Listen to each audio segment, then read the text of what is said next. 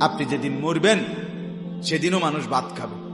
এই গ্রামবাসী ধোকা ধোকা, মহল্লাবাসী ধোকা, এগুলো সব ধোকা, সব ধোকা। বন্ধুরা ধোকা, স্ত্রী ধোকা, এগুলো সব ধোকা।